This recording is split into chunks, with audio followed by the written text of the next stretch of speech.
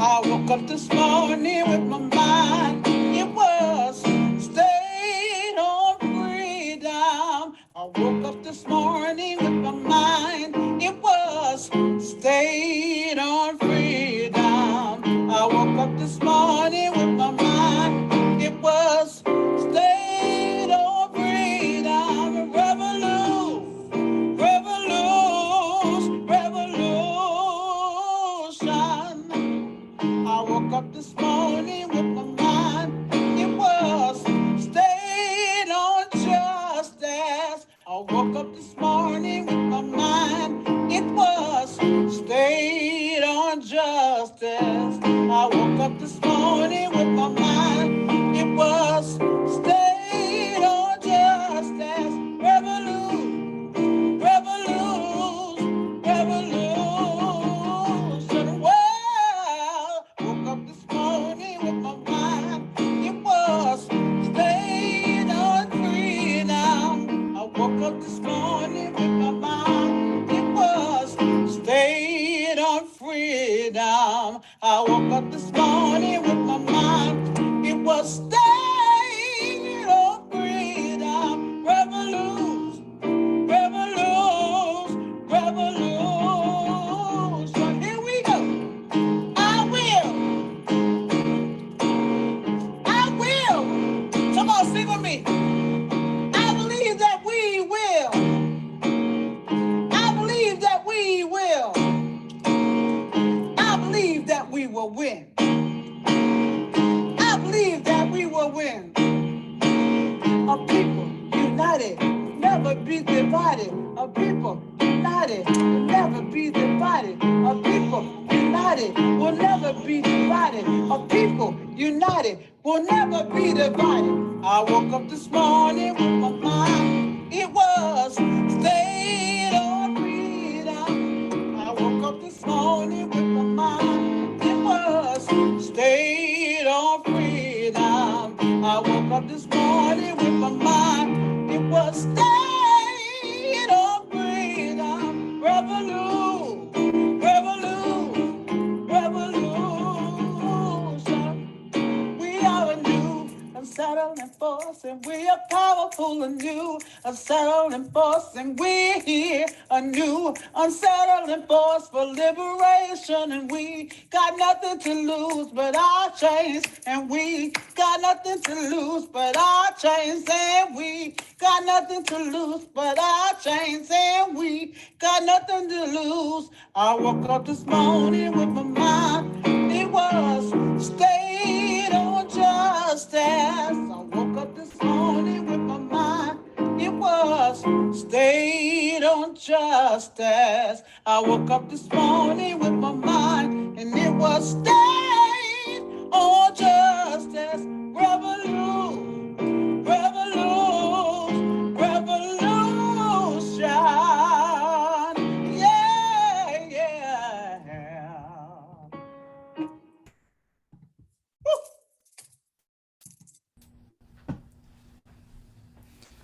Amen, amen.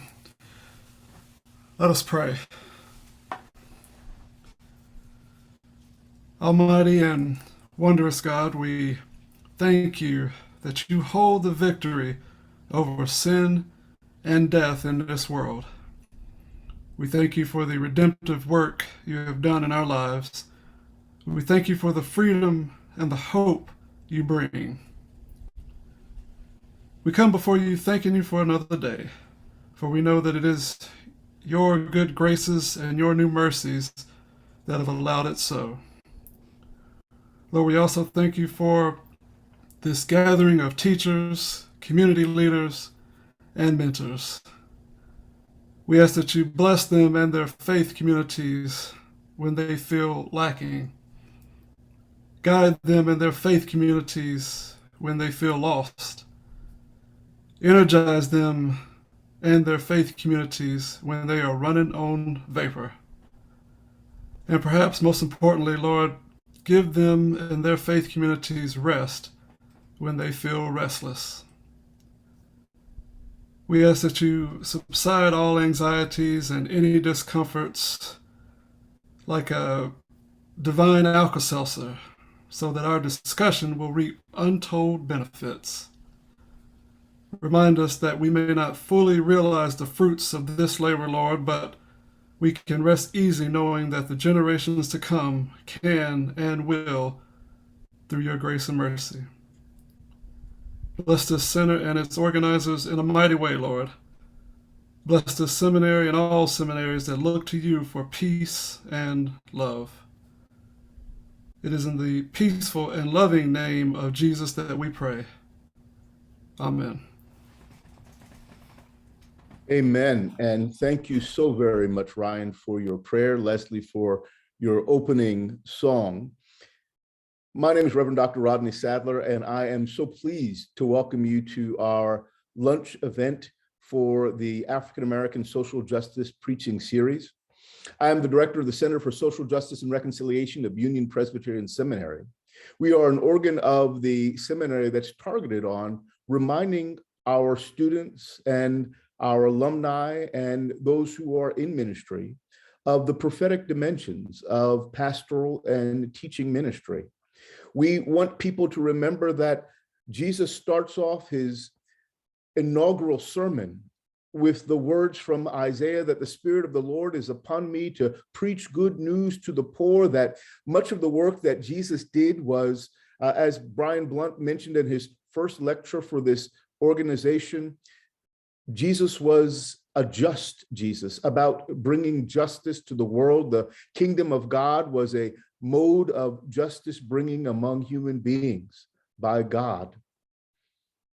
Our God is very much interested in issues of justice, and we want to make sure that we continue to remember that as a seminary, as a Christian community, as people of faith across the board. Today, I'm incredibly pleased to come to you, and I just want to say everybody that's there today is welcome to this space. I also want to let you know that we will have a final keynote for this series on this evening at 7 p.m. We'll hear from two of the speakers that we'll hear from in a couple of minutes, Reverend Nelson and Mother Joyce Johnson, as they talk about the work that they have done for truth and reconciliation in the state of North Carolina and social justice throughout the larger nation. Right now, I want to introduce to you our three panelists, those who will be speaking with us today. The first is the Reverend Dr. William Clare Turner Jr., a native of the big city of Richmond, Virginia, who moved to North Carolina when he was just an 18-year-old man, came down here, went to Duke University and received 3 degrees from Duke University and spent the better part of his career as a professor at Duke Divinity School. Not just a professor in any one field, like most professors would be. Dr. Turner taught in Black church studies, taught in history of Christianity, also taught in preaching and worship, and retired as the emeritus professor of preaching and worship at Duke Divinity School. Wonderful man, pastors today Mount Level Missionary Baptist Church in Durham, North Carolina, father of 4 brilliant children, and one of whom I hear is going into the ministry soon as well. Look at that smile on his face. Dr. Turner, we're so pleased to have you with us today. I also want to introduce to you the Reverend Nelson and Mother Joyce Johnson. I have to call her Mother Joyce Johnson because she doesn't get a title in front of her name like Reverend, but she deserves a title in front of her name for all the good work that she has done for justice, for civil rights in this state. Reverend Nelson is a veteran of the United States Air Force who attended North Carolina A&T, made his home in Greensboro once he came to this place, and has been an activist, an organizer, a pastor of Faith Community Church, and he and his wife together founded the Beloved Community Center, which continues that vision that Dr. King had, that we need to foster beloved community in this nation. Mother Joyce Johnson, like Dr. Turner, is a native of the big city of Richmond, Virginia as well. One of the second class of African Americans at Duke University. Dr. Turner is part of the fourth class, has made her life in between Durham and then moved down to Greensboro, where she met, fell in love with, and married her beloved husband. They are a model of what Christian ministry can be as a couple. And I'm so grateful for their collective witness. Taught for a number of years at A&T and then founded the Beloved Community Center, which has become part of her heart and her ministry and mission in this world. We are so pleased today to have these three old friends join us for a lunch conversation. Again, Dr. Turner, if you did not hear him, I encourage you to go back and listen to his keynote address from Monday night on Just Preach, where he talked about the necessity of social justice preaching, the way that it comes from the power of the Holy Spirit, and the need for us not to become, dare I say, punk preachers, not to get punked in our preaching. And tonight we're going to hear from Reverend Nelson and Mother Joyce as they talk about some of the great work of the Beloved Community Center, some of the work in their truth and reconciliation, and what they're trying to do in the future as they bring a larger statewide effort in truth and reconciliation to the state of North Carolina. I wanted to start us off with a simple question. I'll start off with you, Dr. Turner. Why don't you give us a little background about what you talked about the other night, and then we'll hear from Reverend Nelson and Mother Joyce about what they're going to talk about tonight. We'll just get started that way, and then I'll ask you a few questions before we open up to the larger audience. Dr. Turner. Good afternoon, and thank you, Dr. Sadler, for the invitation to be on this platform, and thank you for the very generous and kind introduction. I don't know just how to summarize what I did the other night, but I think you offered me a segue when you said something about being punk preachers. Mm-hmm. What I was attempting to do as I began that discourse and as I continued was to talk about the way in which, as preachers, we can become punked. That is to say, that we can have the gravity, the seriousness, the weightiness of what we do taken away from us by those to whom we have conceded the authority to tell us what we ought to preach, what we ought not to say. Yes. Talking heads, commentators, comedians, if you will, who have dared to take it upon themselves in our day and time to say what the pulpit should not do, to become referees. I think I made reference to one commentator who said out of his mouth, if your preacher, rabbi, prophet, priest, whatever, what have you, if you hear him say anything about social justice, you should get up and leave immediately. And there has been a serious, I might even say contrived effort to re-lecture, to restate, to retell what the weight of the Christian gospel should be, what it should center upon, who should be the spokesperson for the church. I wonder sometimes when I hear these people get designated as church leaders, I wonder who came up with the idea that they are the ones that ought to speak for the church. Even if we take somebody like Martin Luther King, sometimes I shudder when I think of the snippets that have been taken from his long, well, it wasn't really that long, but the weight of it was heavy.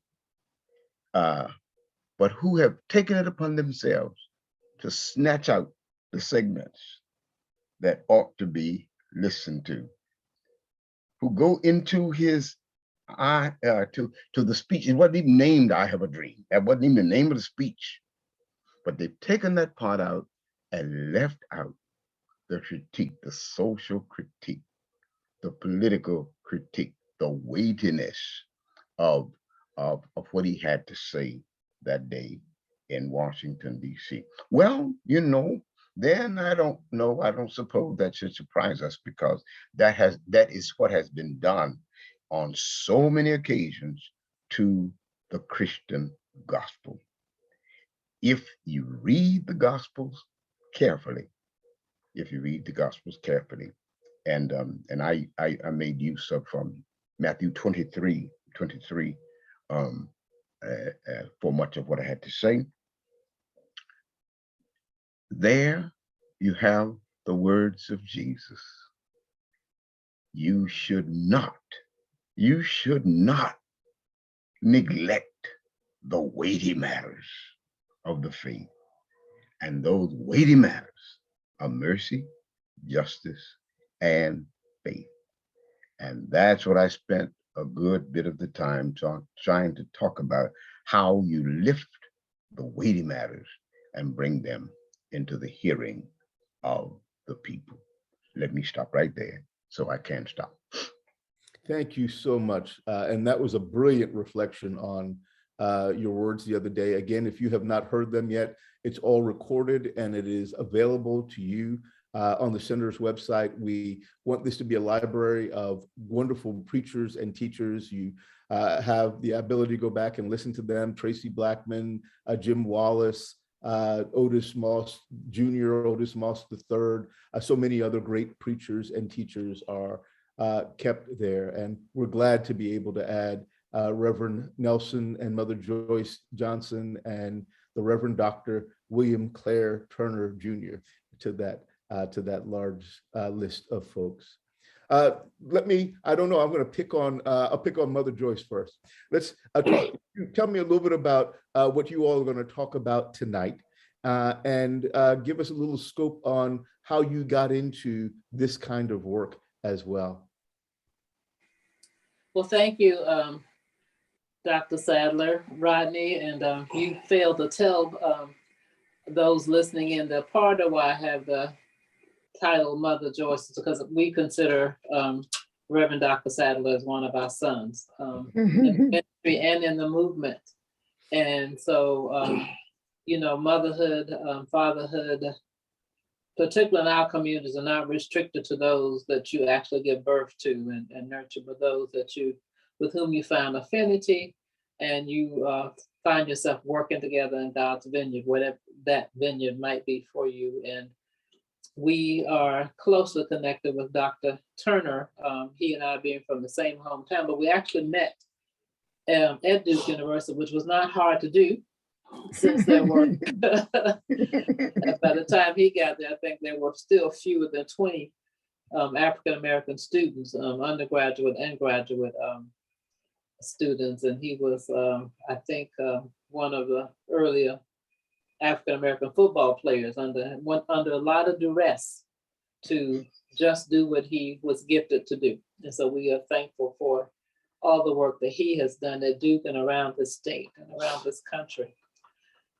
But to try to answer your question specifically, and we'll share this, tonight we will share with you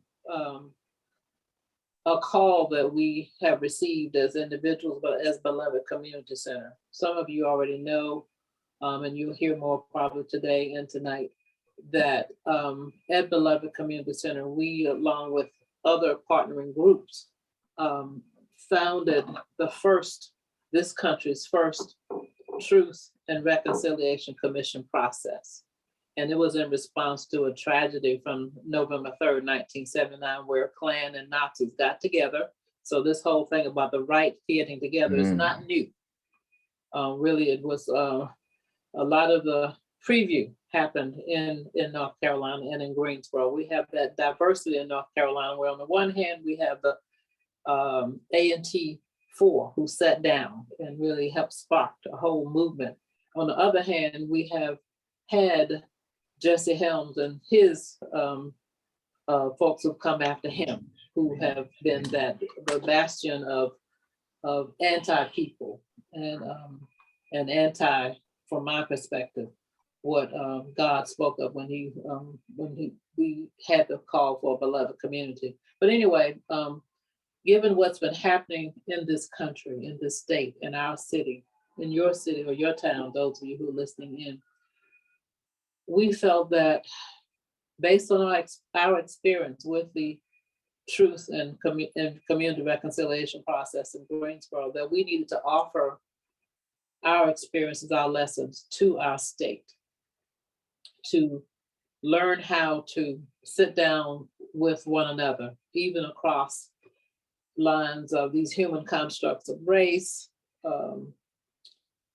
class, position, gender preference, all that we need to learn how to interact with one another, but based on the truth. We're not talking about what people often call kumbaya sessions. We do want to learn to love folks, but love people authentically based on the truth of our histories, our current situation, and our enormous potential in the future, should we work together. So that's what we're embarking on. We already have been working for over a year and a half now on this with others in this state and around the country. And it's actually a spiritual journey. A lot of practical work. Before we got on this call, we were busily working on some outreach. But it is so God-centered.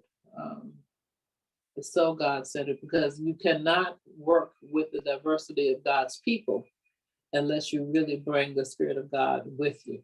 Because if we rely on those human aspects, there's so many reasons to not be together, so many reasons to point fingers and blame one another and all that type of thing, and not do what we've been bid to do. So I'll just stop that piece there and say that, well, why don't I let my husband come in and elaborate some on what we'll be talking about tonight. Then we can get into those questions of what brings us to this place where we are today. Amen. Reverend Nelson. Well, first, I want to just say thank you for having us.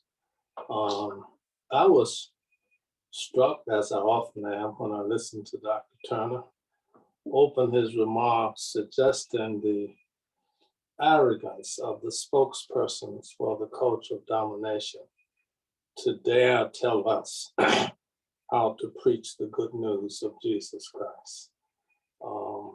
I hate I missed the sermon. I can feel it already. This matter of truth, not eclectic facts patched into some narratives, but the depthful truth that actually helps us to realize our better humanity has to be spoken, and the violation of that truth has to be spoken. There is a word that says that if you continue in my truth, if you continue in my teaching, my word, you will know the truth. And it's a truth that embraces facts, but it's beyond facts, in terms of a truth that speaks to who we are as human beings. And the beauty of the diversity of the human community is to be celebrated, not to be exploited, pitting one group of people against another. And the Holy Writ also reminds us that we have to be careful about our loyalty. There are two gods that Jesus names. One of them is represented by himself, the God of love, the God that calls us into beloved community, the God that sustains us through difficulties. And the other one is called Mammon. to put it simply, money, wealth. And actually, you are going to serve one or the other of those. And we want to advocate strongly that we serve the God of truth and love and compassion and restoration of that which has been broken. So it's in that spirit that we set forth this journey of truth, justice, and reconciliation. In our first iteration of this, that grew out of the Klan Nazi massacre of 1979, we call it truth and reconciliation. But what we found, and I'll do like Dr. Turner, I'll bring this to a close for want of not doing so, is that in the multiracial groups that came together, people wanted mainly to talk about reconciliation and to skip around truth. It begged the question, what are you reconciling? If you don't deal with that, your truth is hollow. It has no grounding. So we did, with the support of other people. Bishop Tutu visited us several times and assisted. Some folk from Peru came up. We went down and visited with them. In fact, we hosted the only meeting of international truth commissions in the United States after our process. Very little of this got wide publicity, but that's all right. We set about this journey, and we want to build on what we learned, and we want to expand that to the state of North Carolina. As we are currently in a cold civil war, the combatants are lined up on both sides. And unless there is some alternative to throwing verbal grenades at each other and taking physical shots and random and sometimes targeted, that it can metastasize and grow into a hot civil war. We don't think that has to happen, but it can happen. And unless we, God's people, give some meat, some feet, some meaning to the profound truth that is reflected in our gospel, I'm afraid, as Bishop Tutu came and when he was with us, he said, I'm glad y'all are doing this. I tremble for the United States in the absence of some such process. So that's part of the underpinning and the motivation for what we're doing. And we're thankful, Dr. Sadler, for what you're doing. You had us as your physical guests, and we met with a group of people who indicated they want to join this. We met with people up in Asheville, and I was invited to do a sermon for Western Methodists. I guess that's everything beyond Charlotte going west, all by Zoom.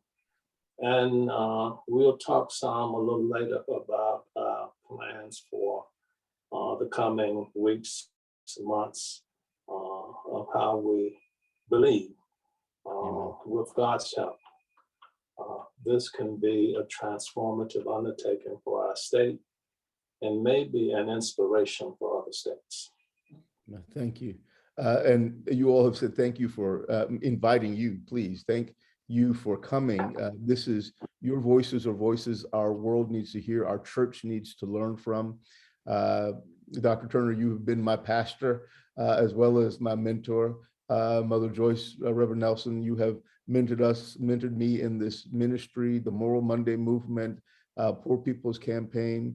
The leadership that you continue to provide is stuff that we all need to benefit from. So I'm just grateful that you all can lend your voices to this larger dialogue. and help in the formation of future ministers. Help us to see that it is not only, we're not only called to pulpits, we're not only called to what did Dr. King call it, the anesthetizing silence of stained glass windows. We are called to a ministry that reaches beyond. If the earth is the Lord's and the fullness thereof, we have something that God is trying to say to the larger world to convey. So I appreciate each of you for reminding us of the limitless nature of the ministry of Jesus Christ. Let me start off with a simple question. Just so with all of the options for ministry that are out there are many types of ministry. I think it was Marvin McNichol, who lifts up the notion that there are so many different types of Black church expression now, some that are focused on prosperity gospel, others that are focused on sort of a mainline institutional gospel, others that are focused on sort of a patriotic vision of the gospel message. But each of you has managed to find a tie into the essential core social justice themes. What is it that led you in this direction in your ministries? What is it that led you to this as a core theological principle? And how did that lead you in the formation of the ministry that you have? You want to start, Dr. Turner?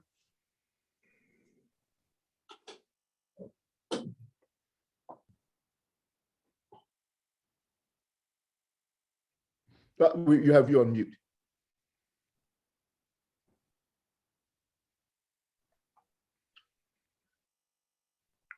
I would have to start. I would start with how I entered the ministry. But when I look back over my life, I can see that there are seeds that were planted in me long before they ever sprouted.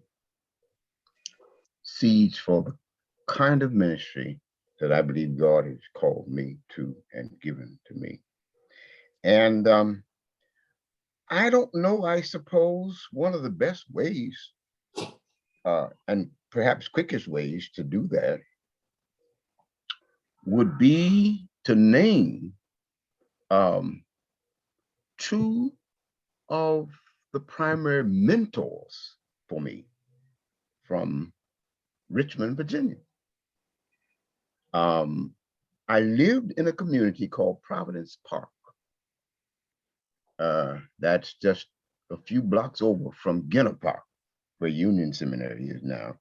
But the pastor in that community was named Miles Jones. Yeah. My family membership was in a church on Church Hill. The pastor of that church was James Forbes. And so I grew up listening to both of them, depending on which way I wanted to go on Sunday.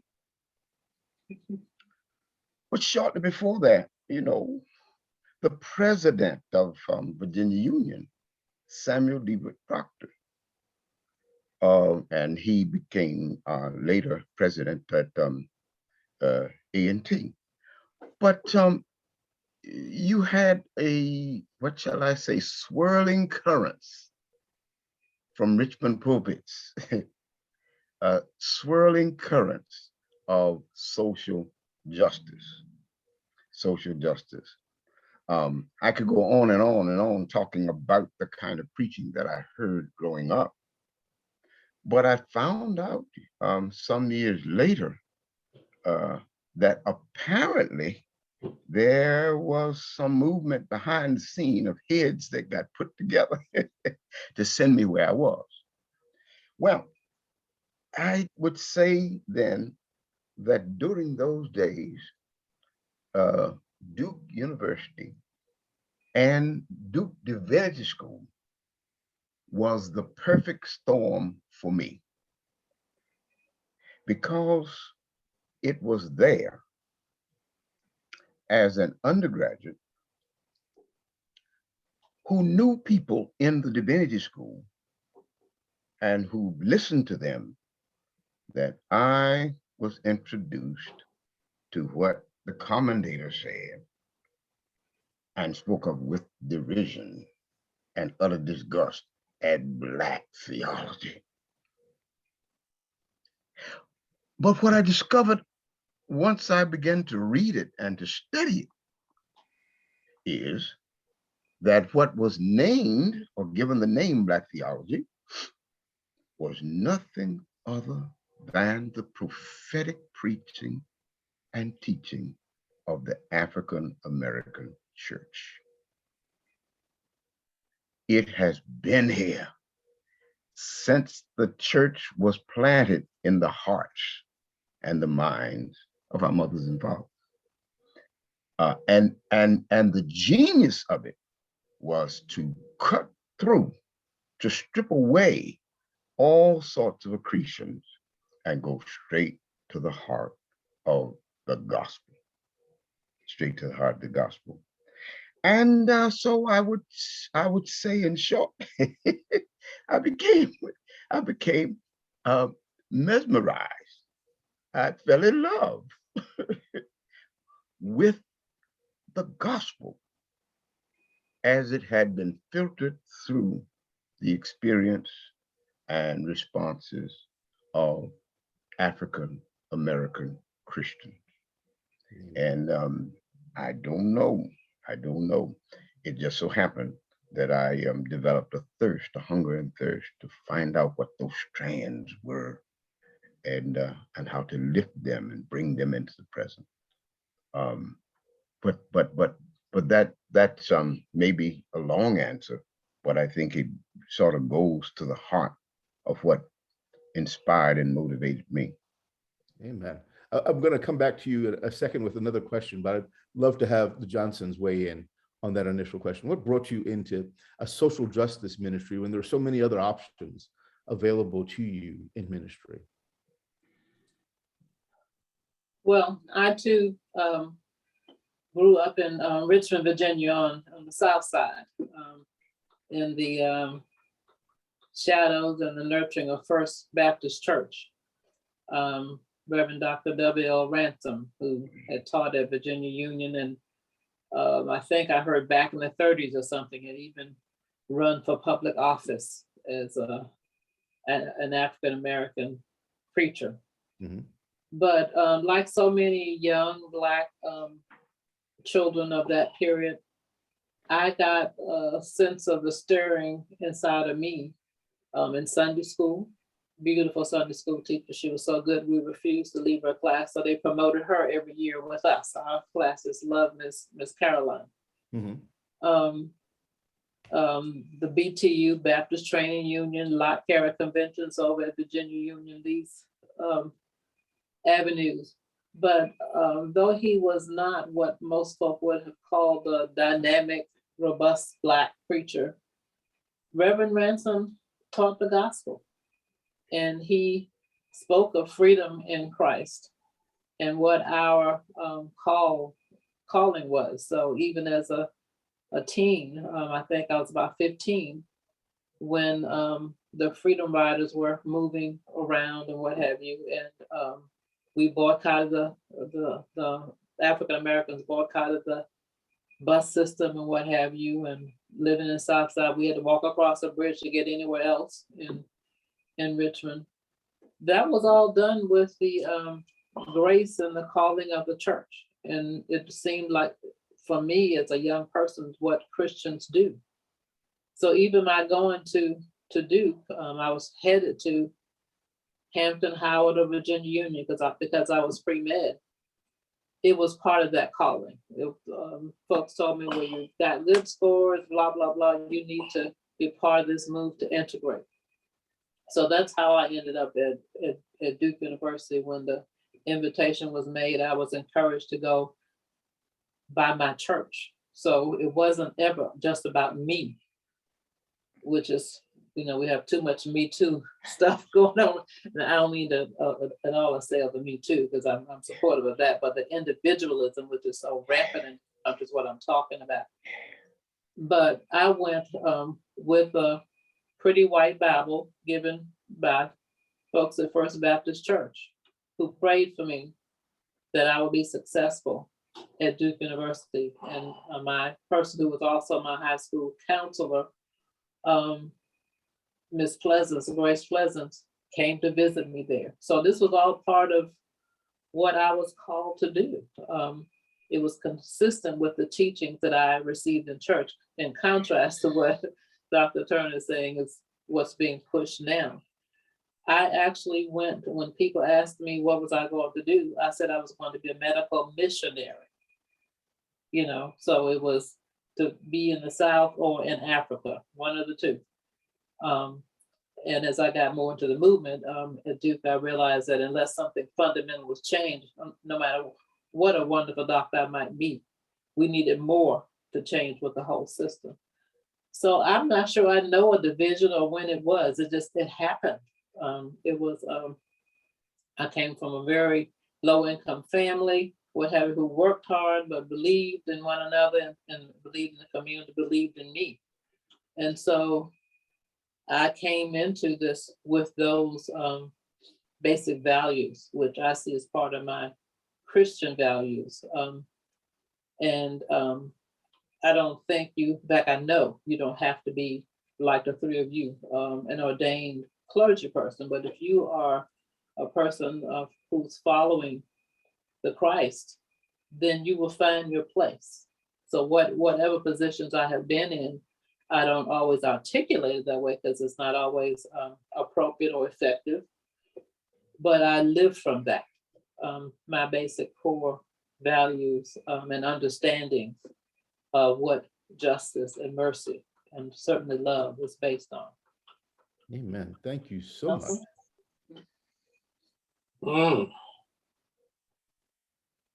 I'm approaching 79 years old. And I grew up and my grandfather was born in slavery. And when the mills and the farm that they were on in Louisiana was taken over by the Northern Army and blew up the mill, they walked from Louisiana to North Carolina. And apparently they had land and relatives there.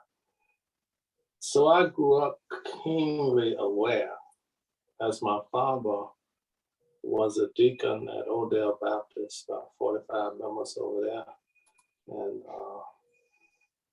And my grandfather founded Lee's Chapel Baptist, about 50 members over there. And we were on a farm. It was 7 or 8 miles to any town, and that town had about 800 people in it. So we were very rural. And the teacher, my first grade teacher from the 1st to the 5th grade, was also the secretary of the Sunday school that I went to. So I was kind of born into family. My dad became the president of the Enfield NAACP.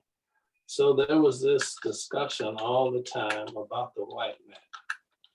Couldn't get loans from the bank, who were the former owners of our ancestors. And so I just grew up with that. And then in '54, the Supreme Court decision, which was a big topic of discussion. I was 9 or 10 years old. Then the school desegregation, Brown versus Ferguson. So I grew up, and when I was in high school, the sit-in movements had started. And as a senior, I actually was headed to the State Student Council Convention as the student government president of my high school. And it seemed like the longest trip I'd ever been on, from Eastern North Carolina to Gastonia. And we wanted to sit on the front seat of the bus.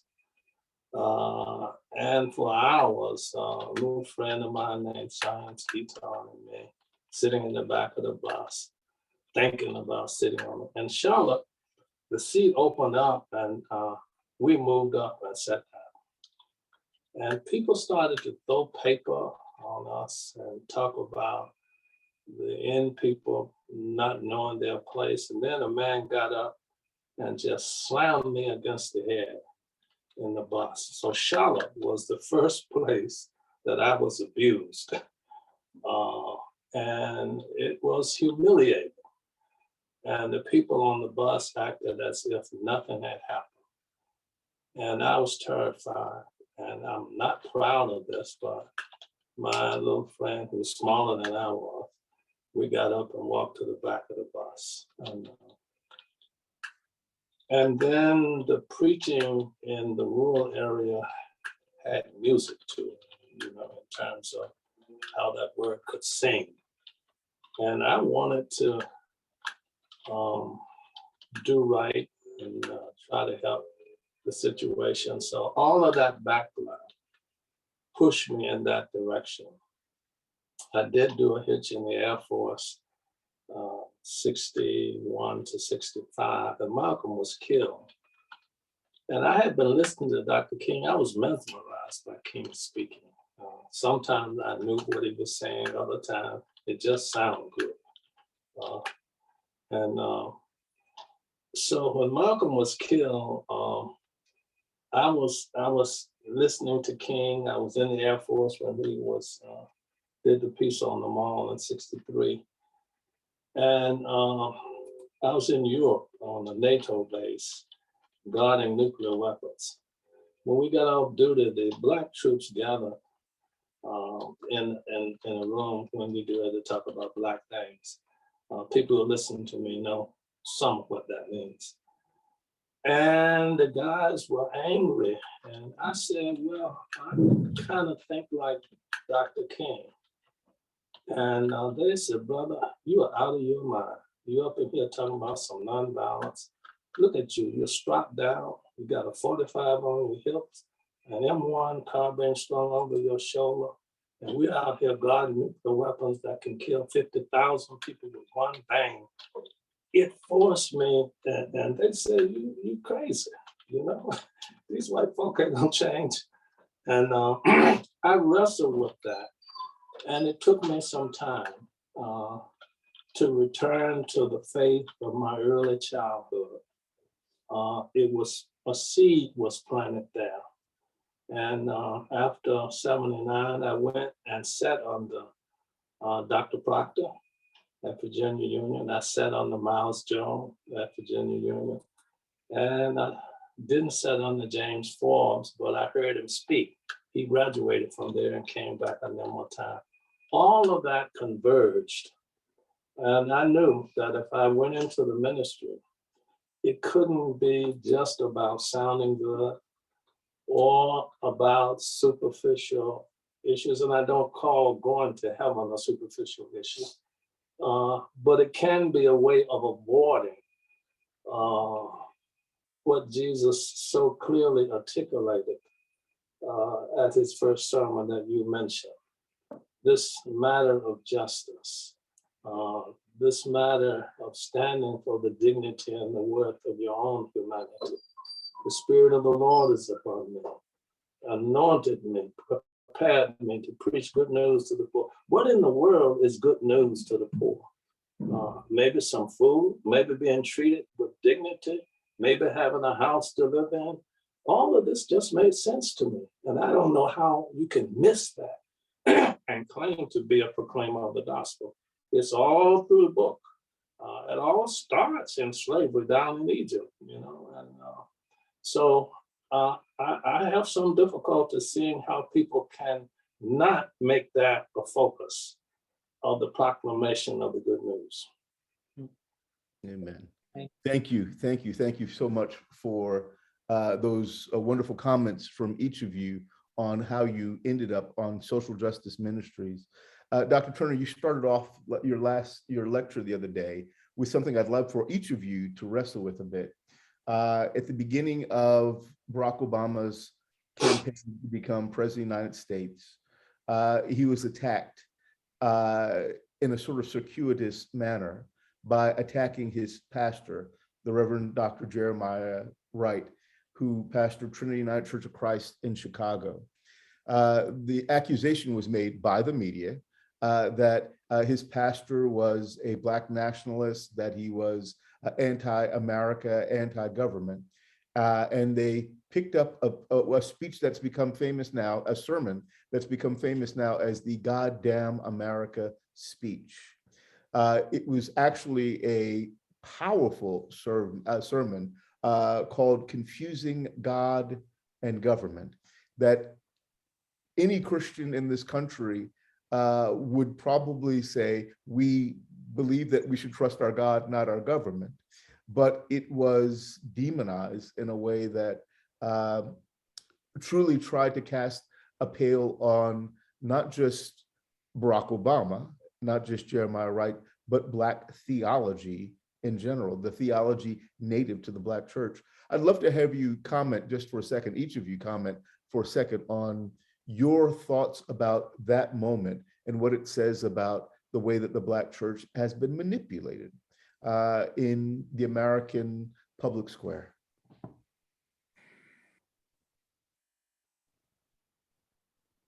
I think you're muted, Dr. Turner.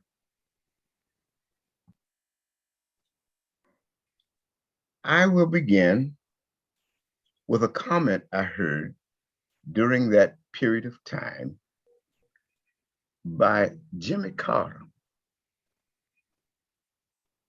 He said, very matter-of-factly, almost dispassionately, that he grew up in Plains, Georgia, and the biggest church was a Black Baptist church that they all used to attend from time to time, and that what he heard in the Jeremiah Wright sermon was nothing new or different from what they heard in this Black Baptist church. Now, that's what Jimmy Carter said. That's what Jimmy Carter said. And anybody who has grown up and been around a Black Baptist church has heard the language of damnation every first Sunday when you come to the table of the Lord. What was done in that moment to demonize Jeremiah Wright as a circuitous way of undermining Barack Obama is no different from subterfuges, gimmicks, tricks that have been used over and over again to delegitimize the Black church and the Black pulpit. It's a subset of the question, namely, who has the right? Who has a right to interpret the scriptures, to preach the gospel? Mind you, for years and years and years, during the antebellum period, it was against the law for a Black man or woman to preach. I don't know. I suppose it's a variation on the theme that the gospel, which is good news to the poor, ever has and always will be a threat, a lethal threat to slavery, oppression, and any forms that dehumanize human beings. We just came out of the Christmas season, and I cringe, and just sit on the edge of my seat whenever I hear the carol, the Christmas carol, "O Holy Night." I'm saying to myself, sing it all. because there's a verse in there that says, truly he taught us to love one another. His law is love. His gospel is peace. Change shall he break, for the slave is our brother. And in his name, all oppression shall cease. Yeah. And why that verse gets skipped over and over again, it bewilders me. It bewilders me. That's at the heart of the gospel. And so the attacks on Jeremiah Wright were just another in a series of assaults against the Black pulpit. And the right, what right do these people have to interpret the Holy Book? It's a subset of Dred Scott. Huh? These people, there are those who say those people have no rights that we are bound to respect. And so that would certainly apply to the church and to the preaching of the gospel and the handling of the Holy Writ. It's all in the same bundle, of arrogance. Thank you. Thank you so much. Thank you, Dr. Turner. Oh Holy Night is my favorite Christmas carol. But you're correct. You helped me realize why I love it so much. But you're right, we don't sing all of the verses. In fact, when I mention that song, sometimes people don't know. You mean Silent Night? No, Oh Holy Night, but that's a side point. But to get to the question from Dr. Sadler, I remember that period so well. And we talked, others with whom I'm in touch talked, and we knew this was a pivotal point for the campaign of Barack Obama. And I was so saddened, because a lot of the conversation was about the practicality and you're in politics and what you must do and what have you. And this was not just from the secular circle. This was from, in fact, some of the leading Christian circle. And it was a view that there had to be some acquiescence to this push.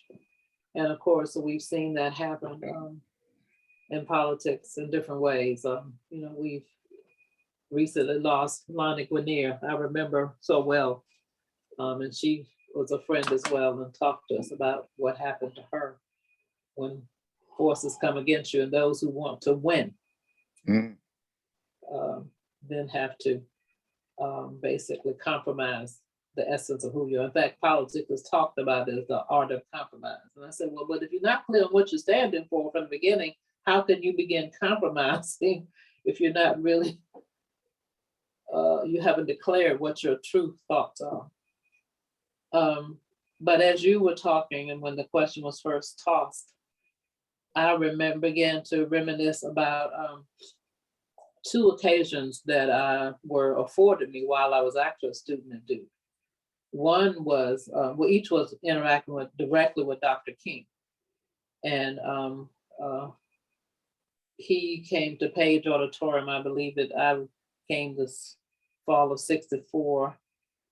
I think it might have been the spring of '65. I'm not sure when. But I had the occasion to actually have dinner with him, interact with him. Again, like I said, it was not hard to find who the Black students were on campus at that time. But he asked me directly, what was I going to do with this, what was considered a good education at Duke? And I told him of my dream to improve medicine, to really minister to Blacks. I'm not sure whether we're Blacks or Negroes or what we're calling ourselves at that time.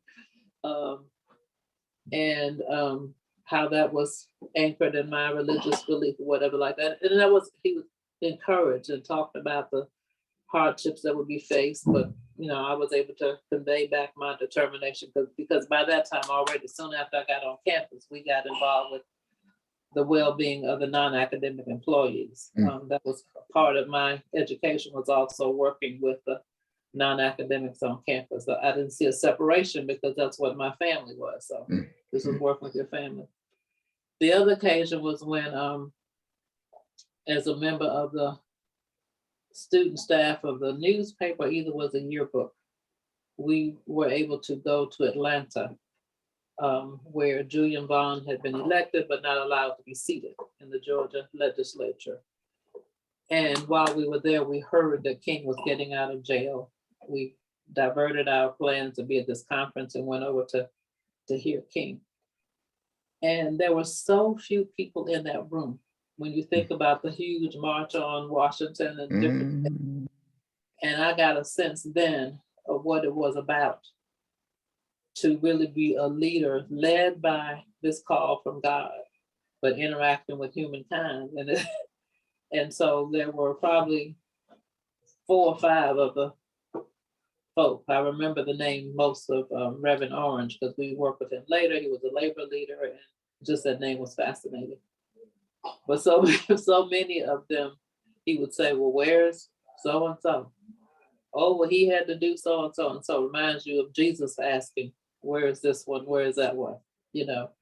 And so I got an understanding that to really follow Jesus, it meant you would be alone a lot of times. But yet you're not alone because you have this wonderful, loving, powerful spirit of God within you and behind you. So I see the situation with the Jeremiah Wright piece, which saddened me on the one hand, in that context, that the world will push on you to go one way, but that if you're able to stand, and sometimes we're not always able to stand as strong as we'd like to, but God does allow us to get back up again and keep standing. So that's kind of what that era meant to me. It was a learning experience of how taking strong stands. And we've certainly had that in our work here in Greensboro, of being misunderstood, aligned, maligned, but if you stay with the truth, it will prevail ultimately. Amen. Amen. Well, I heard what Jimmy Carter heard, an idiom of preaching that uses a style of preaching and a language that people needed to hear and wanted to hear. Mm-hmm. I think that what happened to Dr. Wright points to the depth of racism in our country and the use of it to pit people against each other and divide people by appealing to that. And I think that speaks to the urgent need now to find ways to overcome this long history of dehumanizing people. Yes. And after 200 plus years, I've heard Reverend Barber say something like, oops, we made a mistake. Let's just throw in a few little things and move on. It's much deeper than that. Yes. Much more painful than that for those of us who have had to endure it. And then to see large slices of our community living not just below the poverty level, at the bottom of the poverty level. And to see people being mischaracterized all the time out of a culture that survives on demonizing one part of the population over against another. And would have our white brothers and sisters believe that their problem is primarily about those folk. Folk running over the border and taking jobs I worked in the tobacco field, and I worked with Latinos who came from Mexico. That's a whole different subject. They told me we used to have farms.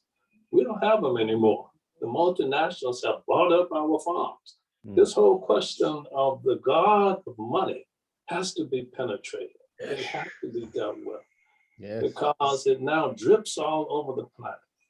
And we in this nation are socially located by God. And those of us who are Black are even more located to be an antidote, some kind of medicine of redemption. Yes. That can heal the deep wounds. And dare we not be silent about that. We have to speak. We have to do that work. Amen. So I saw Jeremiah Wright as a symbol of that, because he was doing that work. Yes. Dr. Sadler, Please. I've seen a couple of questions pop up in the chat from Reverend Linda Van Hook. Van Hook, exactly. At Mount Level. I don't remember what they are, but I've seen them pop up. So this is a question that she asked, and I think it's a wholly appropriate question on this basic theme. But before I do that, before I ask her question, I do want to just say this, and full disclosure, I was a member of Trinity United Church of Christ, so I have a bias in favor of Reverend Jeremiah Wright. Jeremiah Wright grew up across the street from my family in Philadelphia. The Kelches and the Wrights were neighbors in the old days. So there's a familial connection too. But I will say that one of the things that people don't talk about when they decry Wright's patriotism is the fact that Jeremiah Wright was a U.S. Marine. Yes. Who, when he came out of the U.S. Marines, re-enlisted in the U.S. Navy and became a naval nurse of such high regard that when President Lyndon Baines Johnson went under brain surgery, Jeremiah Wright was the one who was asked to come in to serve as his surgical nurse. This man has patriotism that is unquestioned. Yes. And the fact that he would have been used in this way by the media is despicable. It is utterly disgusting. Now, Reverend Linda Van Hook asked the question, why is it that the church didn't stand up and come to his defense in a more active way? And I'm going to add to her question, the Black church and the white church. Why didn't they all stand up and say, have you not read the book of Jeremiah?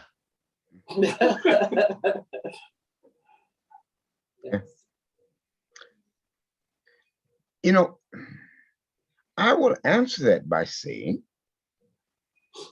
that, that there were some who did, but who did not have the platform. And even having the platform did not arm you with the same bullhorn as the naysayers and assassins. And it's at that point that I think, the question needs to be raised and pushed. Who do we listen to? To whom do we listen? And I think that is a challenge that deserves a lot of attention. To whom do we listen? How do we learn or teach in our time the difference between prophets? I think I use a term. I think I used a term the other night I found in some of the writings of O'Berry Hendricks. There are so many preachers who have become what he called holy dope dealers. Holy dope dealers. It reminds me of a statement that I remember from Robert Young in his Black Manifesto. Was it Black Manifesto? It was he wrote just prior to the Civil War, but he said on one occasion in some of his, he said, if the preachers of my master, if they would agree to tell the truth, all tell the truth just one Sunday, he said slavery could not last another week. Yeah. And that was in 1821. Mm. Yeah. I think it was, I forget, I think it was Robert Young, Manifesto, I believe. I don't remember exact, I can't recall the exact title.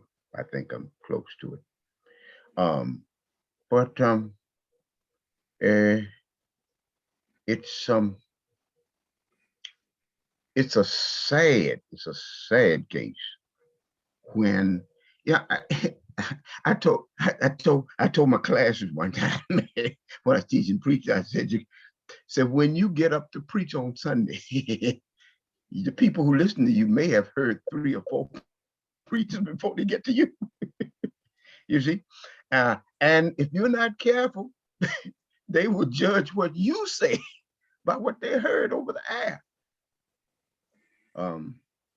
The airwaves and the satellite and all this has been privileged, has received privileged hearing, and sometimes what the prophet says strikes a discordant sound, and is even questioned as to whether it's true, whether it's truth. Mm-hmm. Just very briefly, I don't think I can add much to what Dr. Turner's already said. And I think the part that struck me is that there were a lot of people who did speak out. Yes. But people put mufflers. Yes. The voice. And I would that we would not be seduced by the assumption that all have capitulated. That's not true. That some of us are standing. I do think there's an element of truth in who gets elevated to get a platform. It tends to be those who are compliant with the theses and the assumptions and values of the dominant culture. That is a problem. And that's why I think it's so important to, for all the churches, well, particularly churches that serve the lower stratum of people in our community, not to accept much of this fraudulent gospel about wealth and all of this as the primary motive. We need the wealth, we need income, but you need your soul. You need it. Otherwise, you become complicit with that which you are against, and sometimes unaware that you're being complicit. So we've got work to do. That's why we have to have truth processes to uncover these things and help us walk toward each other in all of our diversity, but never at the expense of denying both the factual truth and the spiritual truths that are so very necessary. Amen.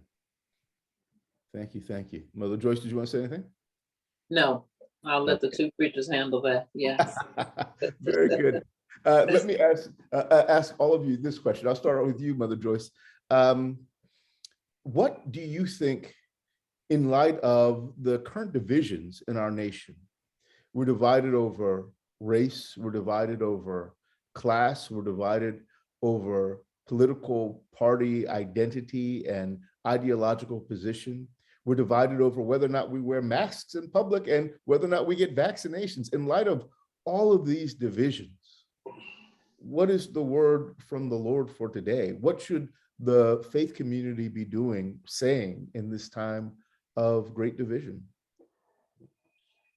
Good question. Thank you. First of all, I think we really have to speak from a posture of truth, which is not the situation, as I understand it, from those who are against the vaccinations. And I'll say this particular vaccination because there are many vaccinations.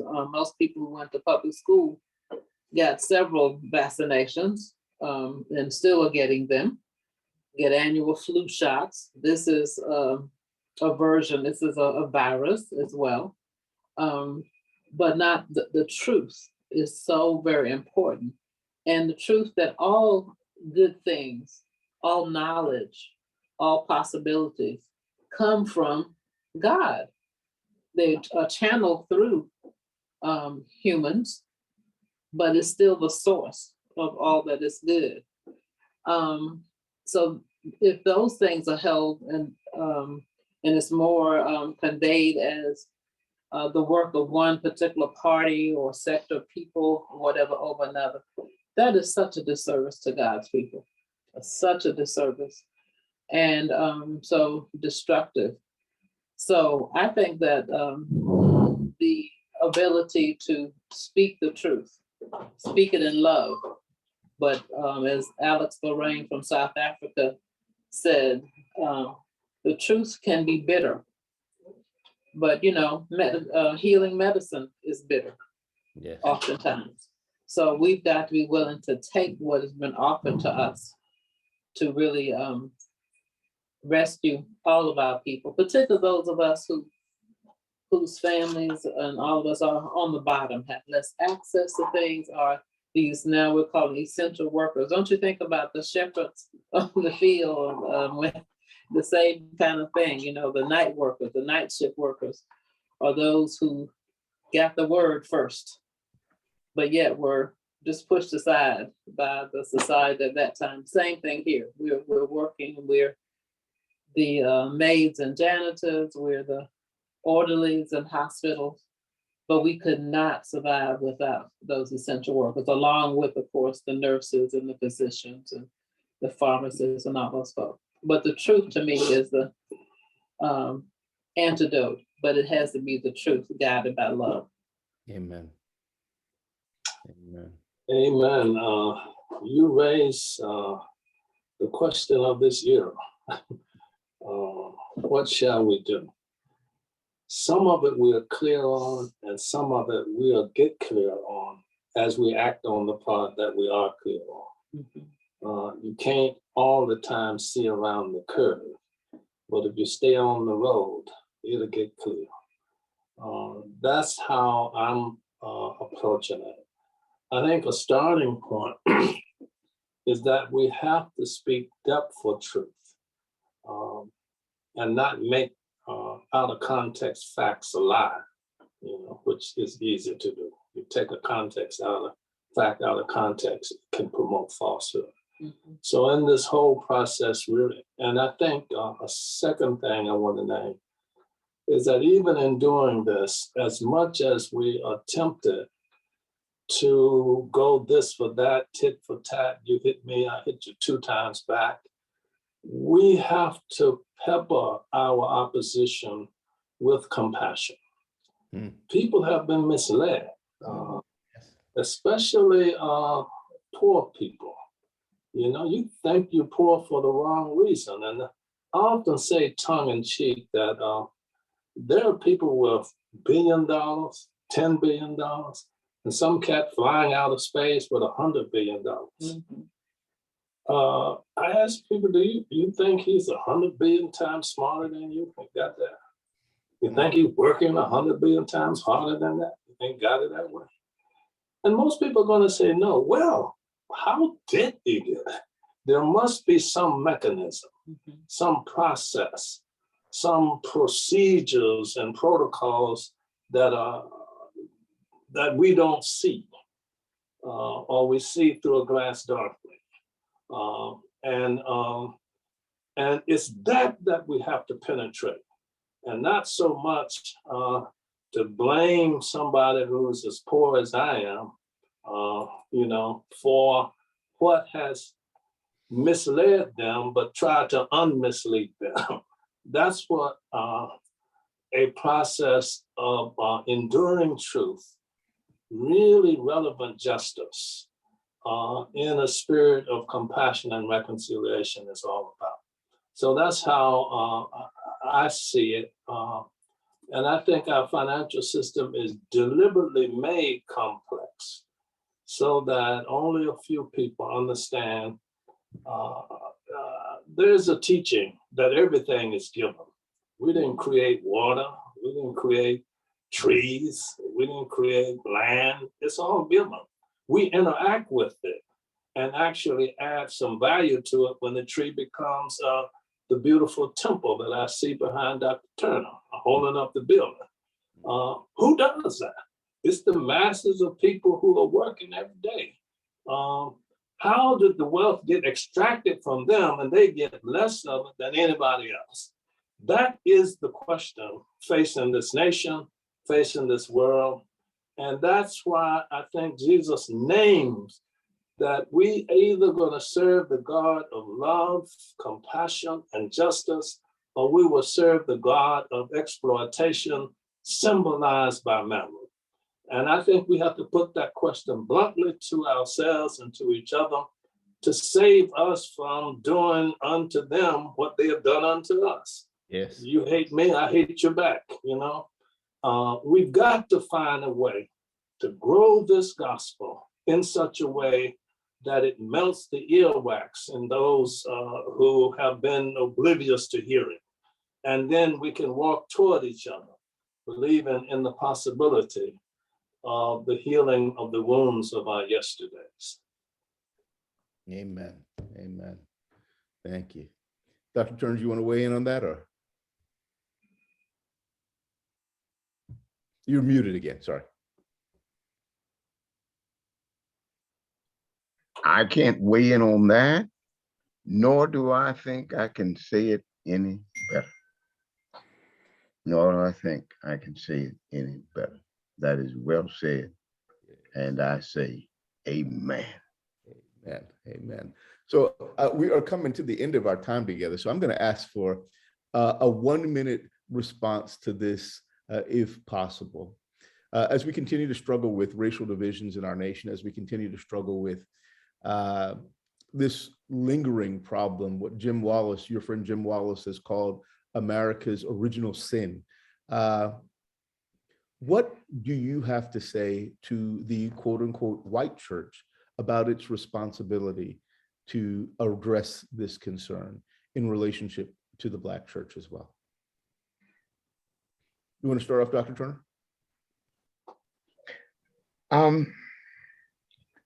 I would only say,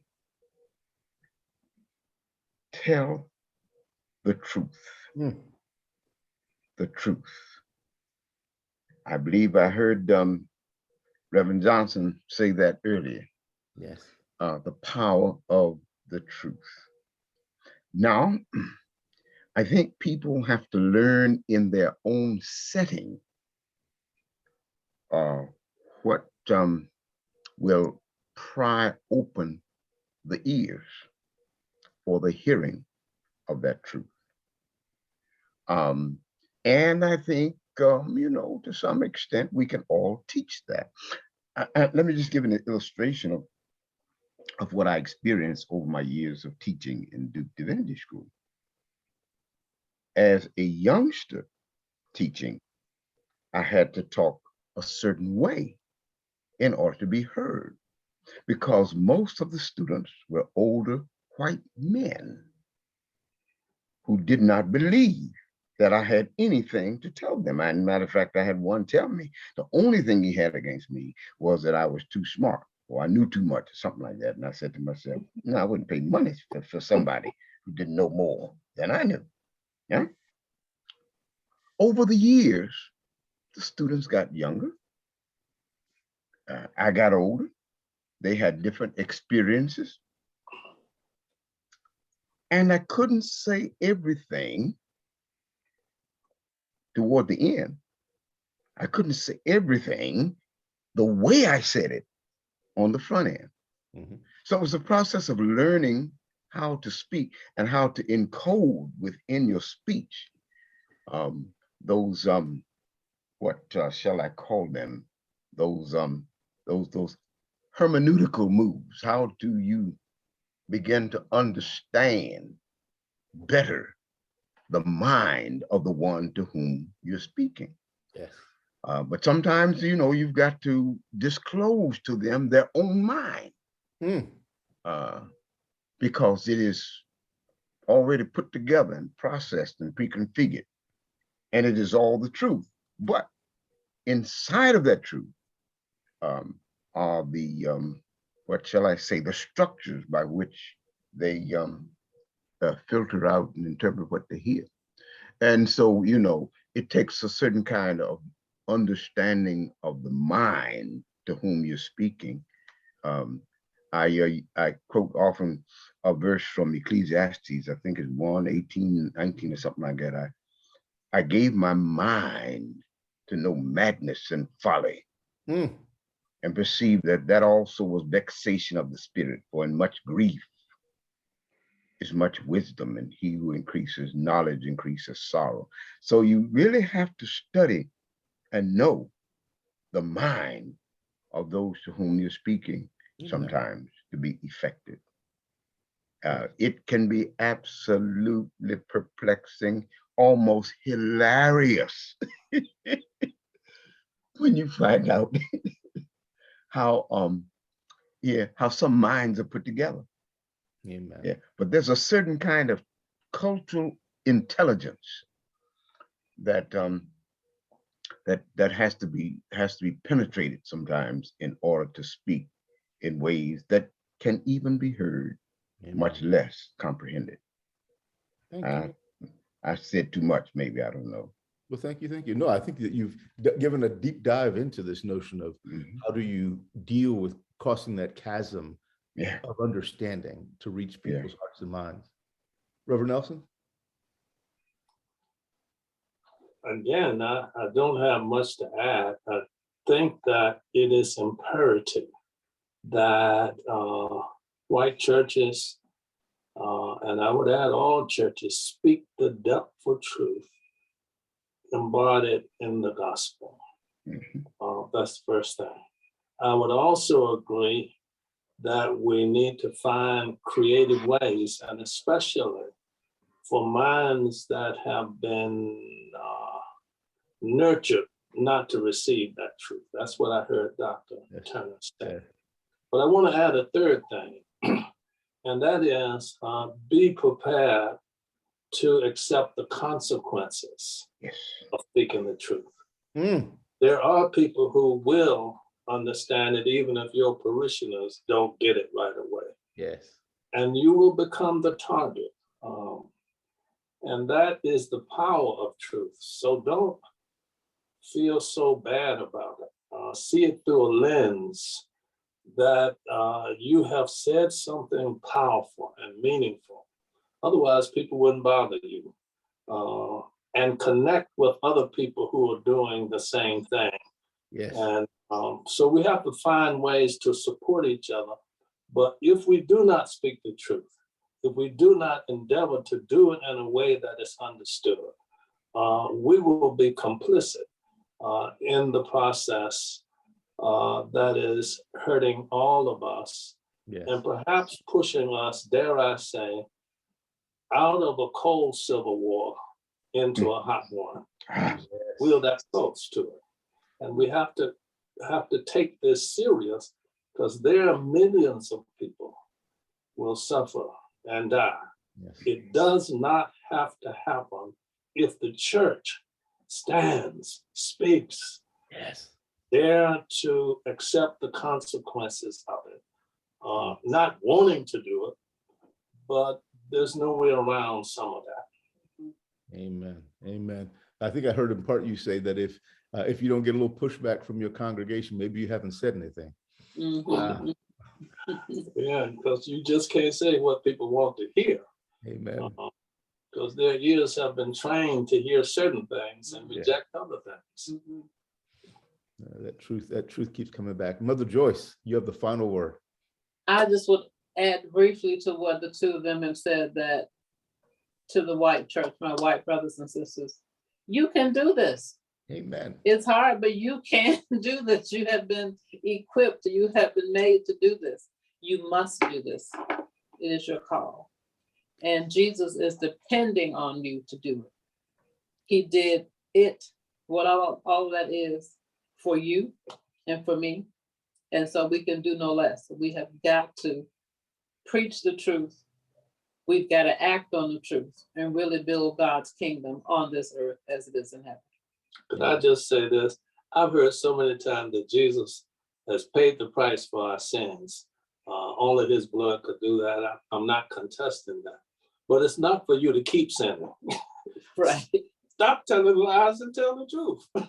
He died for that too. Amen. Amen. Thank you. Thank you all so much. You all are models of not just truth telling, but love and justice in the midst of this world. And we are grateful for your witnesses. We're grateful for your time today. Look forward this evening at 7 p.m. to a keynote address from Reverend Nelson and Mother Joyce Johnson as they talk a little bit about truth and reconciliation work as we go forward. Dr. Turner, we're grateful for your presence with us here today. And Reverend and Mrs. Johnson, we're always grateful for all that you pour into us. I right now want to turn over our program to a living, walking miracle herself, a brilliant woman, a wonderful Christian educator, preacher, pastor, a dear colleague of mine, to close this out. Reverend Becky Davis, take it away. Thank you, Rodney. And what a gracious invitation. I'm so thankful for you and to be your colleague and your friend. And thank you to each person on this screen. What a witness. What a call to action. Thank you each. Let us pray. God of love and justice in equal measure, we thank you for the powerful, personal, and collective witnesses on this webinar. Witness to what faithfulness and attention to Scripture can do when empowered by your Spirit. We thank you for the opportunities to join you in your ongoing work of transformation, the urgent and necessary work of realigning the world's and our own priorities according to yours. We thank you for the preachers who brave reduced budgets and declining membership to proclaim the truth, as well as the good news of the gospel. We thank you for Sunday school teachers throughout the ages and for educators who dare to teach liberation and form faith for kingdom work, because that's what Christians do. Let not one of us gathered here this day step away until we are convicted by and for the weighty things, compelled beyond kumbaya into love manifested in justice, and courageous enough to say, "Here I am, Lord, send me," as we join in this work of social transformation for your glory. It is in your Son's name that we pray. Amen. Amen. God bless you all. See you all tonight at 7 p.m.